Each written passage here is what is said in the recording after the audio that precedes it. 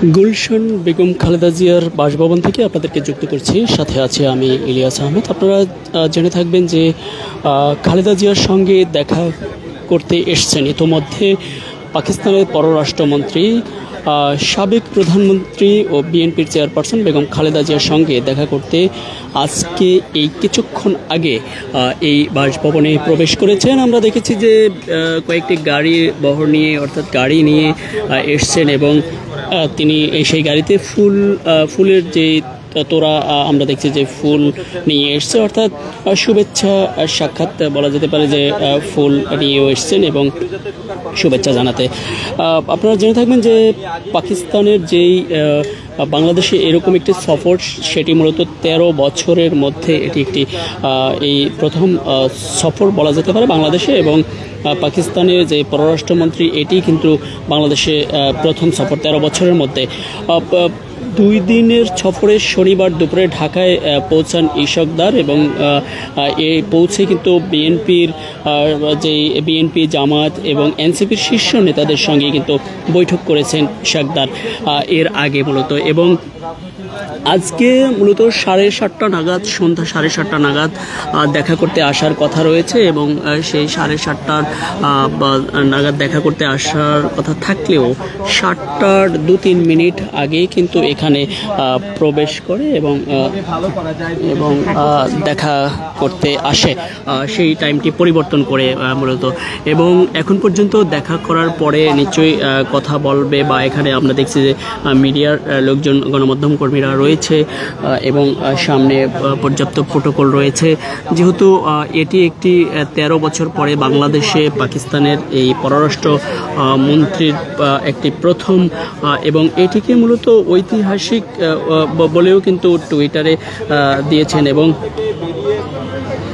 ইশকদার বাংলাদেশের উদ্দেশ্যে রওনা হওয়ার পর পররাষ্ট্র মন্ত্রণালয় এক্সের সাবেক টুইটার এক পোস্টে এই সফরকে ঐতিহাসিক বলে উল্লেখ করে পোস্টে আরও বলা হয়, ইশাক তার বাংলাদেশের শীর্ষ নেতাদের সঙ্গে গুরুত্বপূর্ণ বৈঠক করবেন।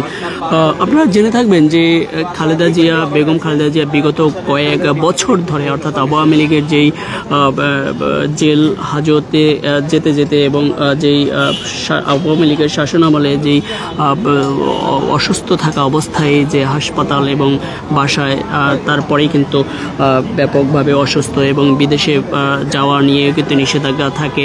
পরবর্তীতে আওয়ামী লীগ যখন শেখ হাসিনা 5 তারিখে পালিয়ে যায়, তারপরে বিদেশ অর্থাৎ চিকিৎসার জন্য আর কোনো বাধা থাকে না এবং মামলা মোকদ্দমাও কিন্তু মুক্তি মেলে।